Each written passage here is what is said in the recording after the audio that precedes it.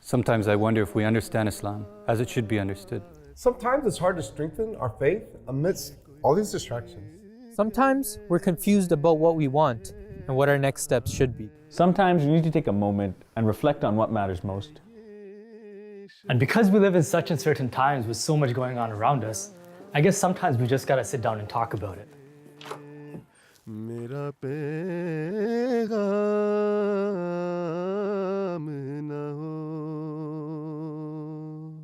Bismillahirrahmanirrahim. The Holy Prophet, peace be upon him, once said that a person picks the deen or the way of life of his close friend. So let each of you look very closely at who he chooses as friends. And I think there's so much wisdom behind this, especially nowadays where our social circles influence us so heavily. So I mean, first let's speak about how they actually do influence us. How do our social circles and friends have any sort of influence on us with regards to the social vices that we see nowadays? I mean, if you're part of a group, there's something called groupthink, and then you tend to like follow your group of friends or those in a, you call it group dynamics, whatever works. If you are not the vocal type, then you'll follow the group and listen to the one who is more vocal. And so I think those who have a more assertive position, okay, regardless of if that's you or your friend, is how you sort of navigate your friendship or that group. So I think the way, like speaking about assertion, is like one way people are influenced is that in the friend and in the group of circle, if you don't assert your point or you don't assert the fact that what your values are, then your group isn't going to find out. They won't know, and so they'll tag along. Everybody will tag along together, and so I think that's one way khudam or influence is that they don't share or open up to their group of friends of what their values are if they're in conjunction with their friends or if they're not. You know, just to sort of jump off that point, I would say that your group of friends influences everything about you, right? I mean, not only are you speaking to them face to face, but now all of a sudden, you know, you have them on Instagram and Twitter and this and that, right? So now when they're taking you in memes and whatnot, right, all of a sudden your Instagram feed begins to change, right? And it starts catering to those memes. It begins to cater to that same content. Now all of a sudden you're being flooded with information that you weren't being flooded with beforehand, and it begins to change your perception on a lot of things. And I think that's where a lot of that groupthink mentality begins to develop. And if you are shy about who you are as an individual, then I feel that your personality also begins to change, right? I feel as Ahmadi-Muslim youth, we're very strong people, right? We have an understanding of who we are. But oftentimes what happens is that begins to get muddled, right? And that happens because we're in a society where there's so much of the other things and not enough of us, right? And so I guess that's where, as you mentioned, right, our personality begins to diminish, whereas the personalities of those other people, the personalities they impose on you begin to get stronger and stronger over time, changing you as an individual. So what can an Ahmadi-Muslim young person do in this type of a situation if they consciously see themselves changing as a person? It's about understanding who you are, I think. Understanding who you are and understanding your beliefs, right? Like, I've had this discussion with Wasim Bhai, right? Like, Wasim Bhai and I have been friends for a very long time. We've been neighbors for a long time, and we've had this discussion. After every namaz, we talk about, you know, there's two types of youth within at least our local majalis we were noticing, right? They're the youth, so everyone grew up together, I should say. And then there was one faction, you could say, who was very strong with the Jama'at from day one and have remained strong. And then there's another faction who were very strong to begin with, but that attraction has sort of diminished over time.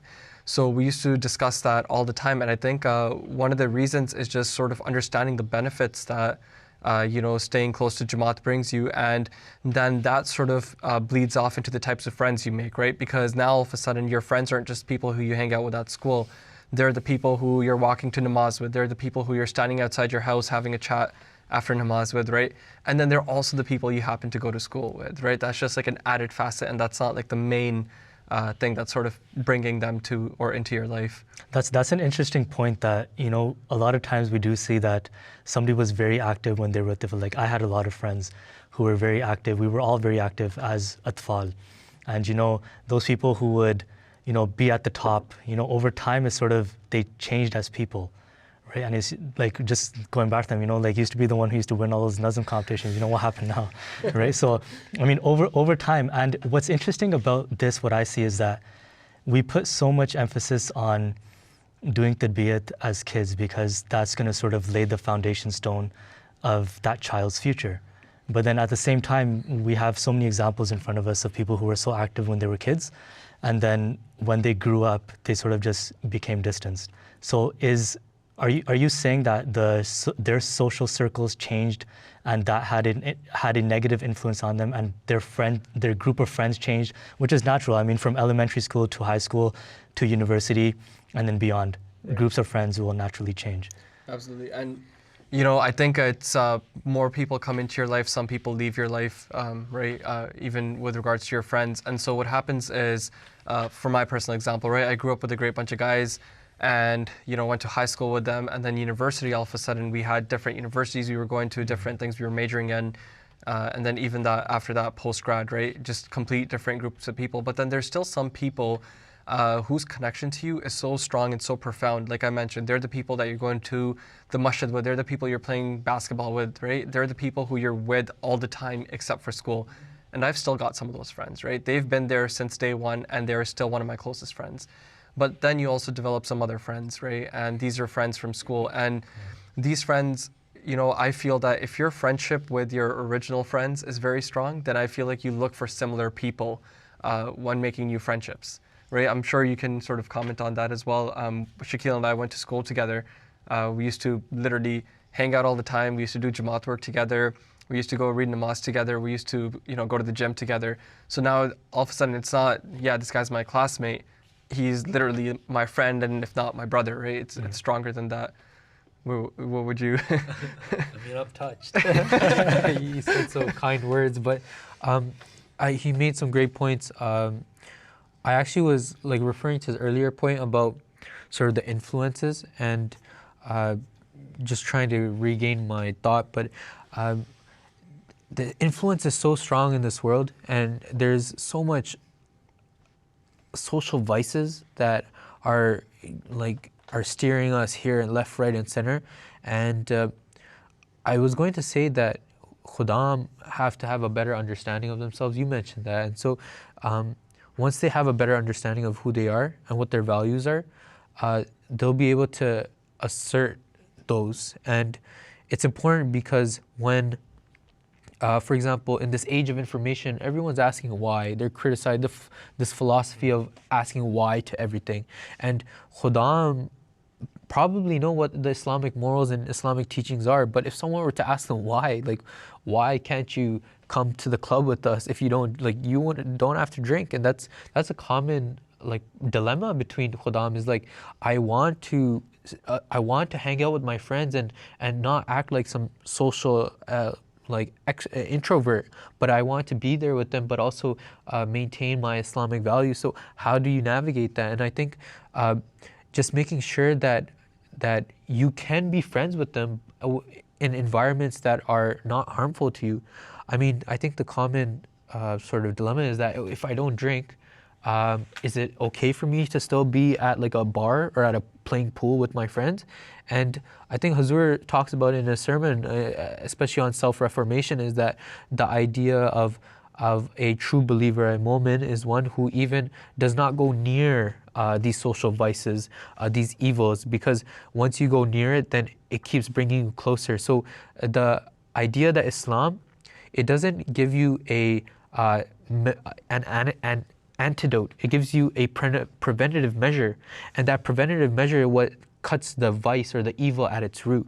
And so if we understand why we're Muslims and the why we can do certain things, of this self-restraint is just for us, and if we communicate that, our friends will know that what our values are and what our character is. And when we show this, it shows that we are strong individuals and we are not wary to such outside forces. And that doesn't mean that we can't still be friends with them. We can totally respect them and still maintain this relationship. That's why you have the institution of Khuddam al-Ahmadiyya. The whole purpose of the Khuddam system is to the reformation of the youth and to also serve humanity. The difficult thing with being young is you always try. I would say not even young. You always want to fit in with a group of people. So if you had a Jama'at event, you want to fit in with them. But when you're outside, you also want to fit in with them. And the important thing is to, I think, understand that people think they can go do things behind others' backs and no one else would know. But once you understand that God is always watching you, you can be comfortable in knowing that to stay away from certain vices. And that. And the important thing is also to explain to your friends or to your peers why you don't do some things. It's easy for you to say, I don't do it. And the first question would be why. And to have a good explanation for that would be helpful. And in that way, they won't mind pressuring you again. They would know that, okay, he's coming. Let's not do this in front of him, or let's be respectful of his values as well. You know, this point that you just brought up, it actually reminded me of my first year in Jamia Ahmadiyya, Canada, when our principal, so we were coming straight from high school to Jamia, and we didn't know much about Jama'at, Ahmadiyya, whatever it was. And our principal told us at that time that, you know, you're coming from a different life and you're entering into a different life because you've dedicated your life to Jama'at now. And if you think that you can continue following that life that was prior to Jamia, then it's as if you have two of your legs in two different boats. And there's only so long that you can balance both things. You're gonna have to pick one or you're gonna fall into the water, right? Okay. So I think that's quite interesting that like some people might be living this double life, but there's no merit in living that double life. Eventually, you know, something's gonna happen that, you know, it's just gonna not turn out, like the results naturally will not be good, right? So what we're asking and what we're encouraging youth is, like you guys were saying before, is that be very assertive with the Muslim identity, right? And that's only going to come, one of the ways is with knowledge of the actual faith, right? Like you were saying that a lot of people might know that, you know, alcohol is haram in Islam, but somebody asks and, you know, you start saying, oh, well, you know, because the Holy Quran says so, right? That doesn't really convince anybody, right? You know, one thing I want to say to that is, and this is from personal experience, right? So I just finished up doing my master's, and near the conclusion of our master's, we had like this huge lab get together. You know, my supervisor organized it, and obviously they brought in a bunch of alcohol. So I'm literally the only person sitting there not drinking. And so one of my peers goes, you know, like, do you want to drink? And I was like, no, I'm okay.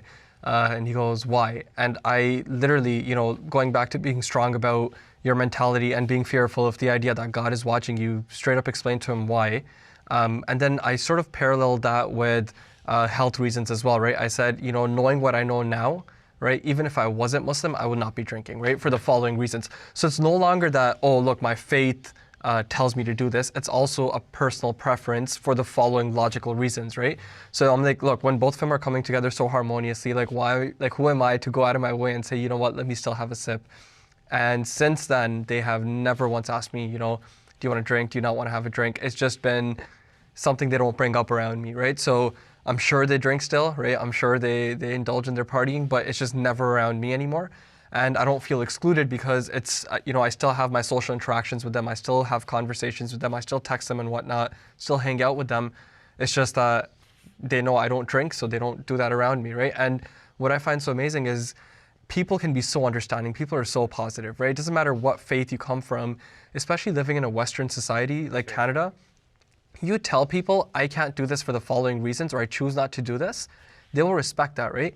We're talking about alcohol and we can't drink alcohol because we're Muslim, but what about those people who are vegan or vegetarian by choice, people who eat, you know, gluten-free stuff? You don't make fun of them, right? So it's like, why do you feel that somebody will make fun of you for making a decision to better yourself, right?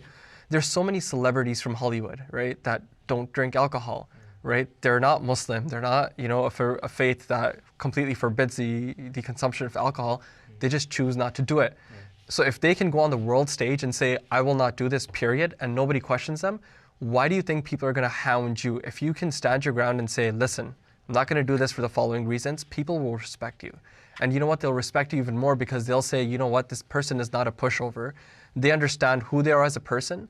And that is so attractive in a person, right? Knowing that, okay, this is who this person believes they are. And you know what? I can see that. I can see that if this person says they're a Muslim and a Muslim fulfills these, identity qualities, I can see this person fulfilling those qualities. It's no longer this guy says Muslims don't drink, turn around, and this guy's, sitting there and drinking. And that to people is just like, wow, okay, you know what? This guy isn't a joke. And again, like I was saying, it's something that people tend to respect over time. I think the explanation part is very important. We live in a very curious, curious society. It's one thing to make a statement, but it's one thing to justify the reasons for you doing it. And I think if you take a stance, I agree with Sharia, most people would respect your choice, because that's what we do with everyone. If someone tells me they have a particular thing about them, everyone else would respect it. If one person in my company is allergic to apples, surprisingly or not, then we're not allowed to eat apples in the company at all in the office. So it's like that, and people will respect as long as you're able to give them the reasons why. And I think that's another important thing, is the tarbiyat is one thing, but you should be comfortable explaining to others why you don't do it. And I think that's the beautiful thing about the religion of Islam, is that not only does the Holy Quran state why something is forbidden, but if you yourself also research into that, for example, alcohol, you will come to the same conclusion, and then you will find an entire community and entire group of people who are against that very thing, and who are proud that they're not drinkers, right? And I mean, people who have had alcohol consumption problems, they've been alcoholics in the past, they will proudly say, we've been sober for such a long time, and that's a very, very amazing thing that they've accomplished and achieved in their life. So I mean, people are proud of these things. It's just we haven't done the research, or at least we personally don't know too much about why a certain thing is forbidden in the religion of Islam. And that's for us to do research about. And I mean, being youth and having so much at our fingertips, we have Google at our fingertips, we have social media, we have people that we can speak to, our professors at university, who we can go and speak to them about certain issues. And we'll come to the conclusion that, there's a lot of wisdom behind Islamic injunctions. And then once we know that, then, it'll give us more confidence. I think it's more about confidence than anything else. I think that's all it's about. I think, if for somebody, let's just say you're lazy and you don't research, right? Just understanding exactly what you said. You've got people who become sober and they're celebrated, right? It's like, wow, this guy was an alcoholic and now he's sober. He's done a huge accomplishment. Understanding that there are other people who are non-Muslims who don't drink alcohol, or, we're just using alcohol here as an example, but it can extend to everything, right? It's like, you look at, it's unfortunate to say, but you see somebody who is addicted to some sort of drug, right? Crack cocaine, let's just say, for example, right? Because incidence of that is beginning to increase within Toronto, so it's relevant. And then you've got a group of people who don't do crack, right? And who's more celebrated? The people who are unfortunately addicted to those substances, or the people who aren't? Right? So it's like, why are you always going to categorize with yourself with the people who are taking part in something that society deems correct? I mean, up until a few hundred years ago, slavery, right, was something openly practiced. Islam forbade it, right? For 1,500 years ago now, Islam said no to slavery. Yet it was still practiced. It was praised as this amazing thing. And then the world flipped, right? Islam was already 1,500 years ahead of the world, right? And then the world goes, oh, you know what? I think we need to stop having slaves. It's not good, right? Well, it's like, why are we as Ahmadi youth, right? Why can we not take the teachings we've already been taught and be the path finders, right? Why can't we be ahead of the curve, right? And have the rest of the world follow us? Why do we want to wait until, some next, whatever discovery or something comes out saying, by the way, we need to stop drinking alcohol. It's doing this, or we need to stop doing drugs, or whatever it is, right? Why is it that we need society to tell us when the Quran has already told us, and historically, time and time again, Quran has always been correct, right? There isn't one incidence where anyone can point out that they can say, yeah, the Quran told you to say this, but the Quran was incorrect. That's never happened, nor will it ever happen, because it is the word of God, right? So I guess coming full circle about friends and the influence that they would have on us. Let's say if somebody is in this type of scenario where he has lifelong friends and he knows that they indulge in certain things and he's indulging in those things with them, and he wants to change his life. But it's not easy to just wake up one day and just leave the guys that you've been hanging around with for your entire life. They know you in and out. They're also your brothers, just like how we would say that, we have Ahmadi-Muslim guys who we grew up with and they are our brothers. But on the flip side, somebody's in this type of a situation. So what can that person even do now if he wants to take that step? What are some practical things, some practical advice that we could give to him? I think as a friend, but if you're a guide, but just being another khadim, just help the brother out. I feel like our thoughts are so clouded when we realize we've been so friends with so long, so we're so accustomed or we've normalized our friends' behaviors. Just having a self-assessment is important. Just introspectively thinking about your time, your memories with your friends. Are you proud of your time with your friends? Can you tell me something that you like or the characteristics in your friends? Do you have those characteristics? Are you proud of yourself? Are you where you at? Do you want to be here, or are you trying to get out? And then Khudam will start opening up when you ask thoughtful questions and move away from the black and white and having them speak their mind. It'll give them their thoughts, or their words will be self-evident to them. They'll know, like, there'll be testimony to them that where they're sitting, like where they're standing at. Do they want to be here in this part of life, or do they want to move on? Right. So They'll just end up convincing themselves. of course. Exactly. And so just having that open dialogue with them, and you don't have to, and this is totally free of being judgmental, and that khadim is open to disagree or agree with you, and that's his life. But reassuring him that what our identity is, and we are on the same page, and we want to be on the same page to move forward. I believe that having that open dialogue it'll be self-evident for him, and his own thoughts will be convincing for him. And I think once that open dialogue has occurred, I guess the next logical step would be, you've understood where you're going wrong and you've sort of identified what the issue is. Then you can begin to change your group of friends. And like you mentioned, right, you don't wake up in the morning and say, I'm not hanging out with these guys anymore. That's just weird, right? No one's going to do that, right? So once you've identified the issue, it's something that you do over time, right? You have to slowly, move these people out of your life. But in doing so, you're also, you got to change their behavior as well, right? And you don't even have to go as far as thinking about drugs or substance use. You can just think about the minuscule, like for some people who are not Muslim, they think that if it's gossip, then it's okay, you're not harming anybody. But even as us, that you cannot talk about somebody who's not even in the room with you, just gossip it. And then, so I definitely, like, you don't even have to go so far. Just think about the smallest vices and how prevalent it is, because society deems it that if it's not harmful to somebody, yourself or someone else, then it's okay. And so whether that's bad language, even intentions, if you have bad intentions, Islam says that even cut those at the root. But society says that if you don't speak it, then totally okay. It never happened.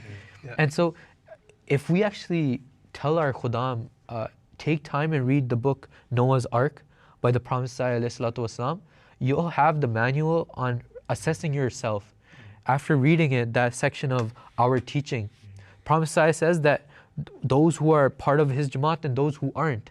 And after reading that, you'll realize that how much work you have to do. Everybody in this room has the need to self-improve and has room for improvement.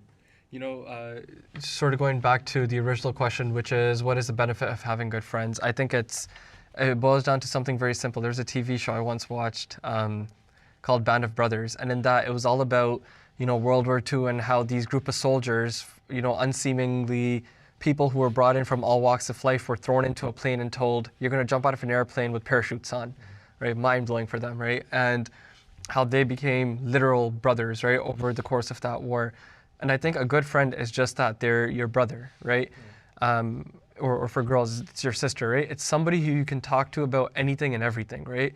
Like, I mean, if you think about my time at York, there's always one person who will stick out, right? Like my friend Awais, he and I had all of our classes together. We know literally everything about each other. And, we're as close as two people can, possibly be. And having, a friend who won't judge you, who's open to listening and communicating, and who's willing to have those deep discussions with you and those difficult discussions, right? Like, look, man, I saw you doing this. Like, why are you doing this, right? If you don't have somebody to check in on you, like, obviously you're going to start dwindling down. So a good friend is just somebody who's just there for you, period, right? Like, doesn't matter what else is happening. Exactly. I mean, there were some really great points that were discussed today. Main thing we need to know is that friends, our social circles, do have a heavy influence on our actions, on our deeds, and we need to be wise. Like in the beginning, we spoke about the saying of the Holy Prophet Muhammad sallallahu alaihi wasallam, who said that a person will adopt the deen and the way of life of his closest friend. So we have to be very careful of who we choose as friends and who we let into our social circles. And we need to be assertive about what we believe and what we are taught. And this way we'll have more courage to stand up for what we believe in. So Jazakallah for joining the discussion today. Assalamu alaikum wa rahmatullahi wa barakatuh. नौनिहालाने जमात मुझे कुछ कहना है पर है ये शर्त के ज़ाए मेरा पैगाम